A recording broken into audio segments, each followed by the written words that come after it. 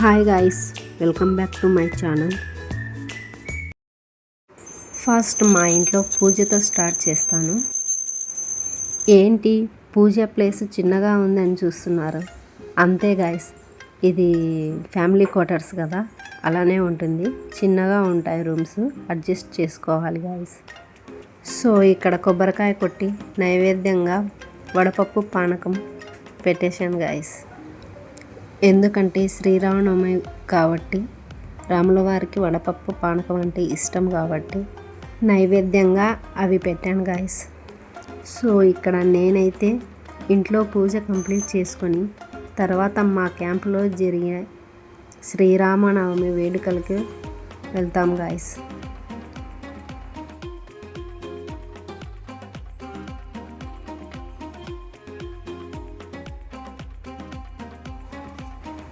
So ఇక్కడ అందరం కలిసి మా క్యాంపులో జరిగే వేడుకలకు వెళ్తున్నాం గాయస్.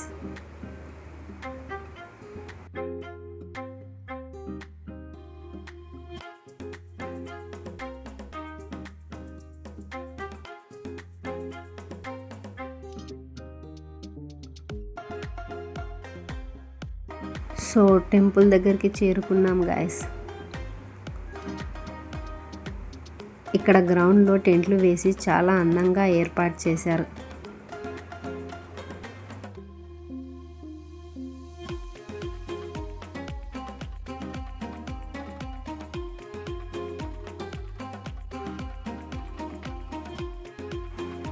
తర్వాత మేము గుడి లోపలికి వచ్చేసాం గాయస్. అక్కడ అందరూ కూర్చొని పూజలో పాల్గొంటున్నారు. పండితుడు కలశం పూజ చేస్తున్నారు.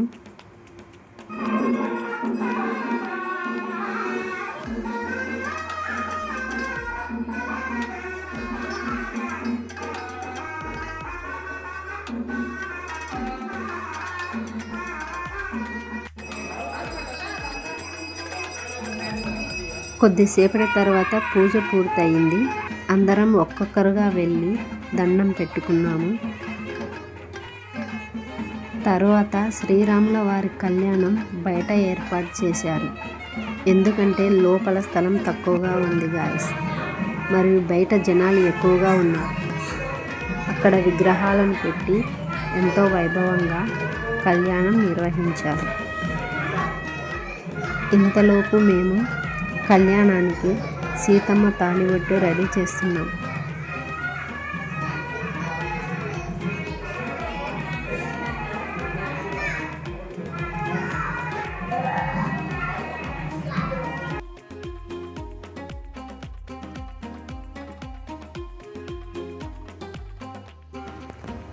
ఇక్కడ మా క్యాంపులో జనాలు అందరూ కలిసి కళ్యాణం దగ్గరికి వచ్చి కూర్చొని కళ్యాణం చూస్తున్నారు.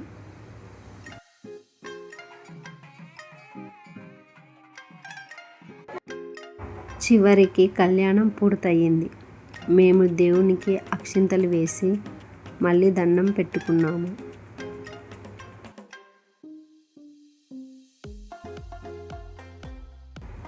సో ఇక్కడ కళ్యాణం అనంతరం భోజనాలు ప్రారంభమయ్యాయి. మేమంతా లైన్లో నిలబడి ప్రసాదం తీసుకొని గ్రౌండ్లో కూర్చొని ప్రశాంతంగా భోజనం చేశాము. జనం ఎక్కువగా ఉన్న వాతావరణం చాలా బాగుంది.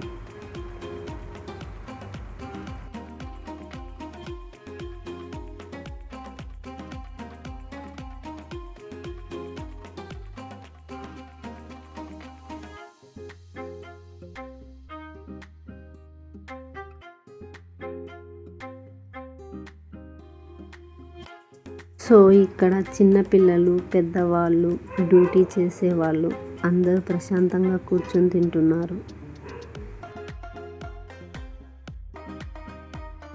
సో ఇక్కడ ఒక సైడు వండుతున్నారు, ఒక సైడ్ ఇలా కూర్చొని ప్రశాంతంగా గ్రౌండ్లో తింటూ ఉన్నారు. సో మేమైతే భోజనం ముగించుకొని ఇంటికి తిరిగి వెళ్తున్నాం. ఇలా మా రోజు చాలా ఆనందంగా గడిచింది. వీడియో నచ్చినట్లయితే